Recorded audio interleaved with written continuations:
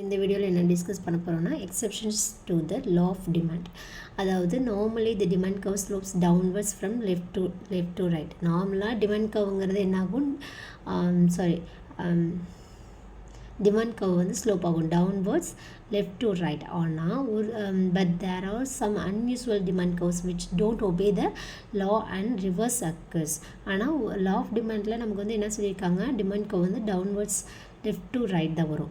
ஆனால் law of டிமாண்டை வந்து obey பண்ணலை அப்படின்னா exception to the law of demand எப்படி வரும்னா, a fall in price brings about a contraction of demand and rise in price result in extension of demand. அதாவது demand curve எப்படி வரும்னா upwards டவுன்வர்ட்ஸில் வந்ததுன்னா இந்த மாதிரி கர்வ் வரும் கான்கேவில். இதே வந்து இப்படி, அதாவது slopes upward left to right, இது வந்து எக்ஸப்ஷனல் டிமாண்ட் கர்வ் அப்படின்னு சொல்கிறாங்க. ஓகேவா, அதாவது இந்த diagram 2.6 DD is the demand curve. இந்த டிங்கிறது demand curve which slopes upwards from left to right. It shows that when price is OP1 OQ1 Q1 is the demand, is the price வந்து OP1 OQ1 வந்து quantity. அதே வந்து when the price rises OP2, அதே வந்து demand also extends OQ2. ஓகேவா, இதுதான் சொல்கிறாங்க slopes. இது வந்து லா ஆஃப் டிமாண்டுக்கு அகென்ஸ்டாக வர்றது. இது வந்து டிமாண்ட் கர்வ் வந்து slopes left to right. Slopes demand curve வந்து லெஃப்ட் டு ரைட்டில் வரும். அதே வந்து ஒபே பண்ணுறது டவுன்வர்ட்ஸில் வரும், இது அப்வர்ட்ஸில் வந்து வருது. ஓகேவா, டவுன்வர்ட்ஸில் வர்றது, இது வந்து அப்வர்ட்ஸில் வருது, upwards. Reasons for exceptional demand curve பார்த்தீங்கன்னா கிஃபன் பேரடாக்ஸ்.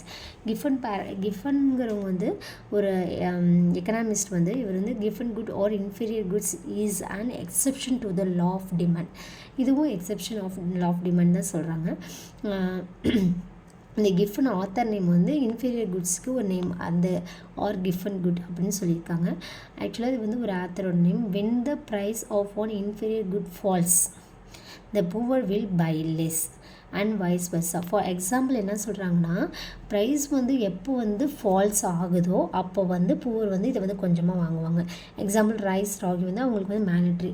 அப்படிங்கும்போது ப்ரைஸ் வந்து கம்மியாகும் போது கொஞ்சமாக அவங்க வந்து ரைஸ் வாங்குவாங்க. ப்ரைஸ் அதிகமாகும் போது என்ன ஆகுது, கொஞ்சமாக அவங்க வந்து கொஞ்சம் அதிகமாக வந்து டிமாண்ட், அதாவது ரைஸோ ராகி இந்த மாதிரி ஐட்டம்ஸ்லாம் வாங்குவாங்க.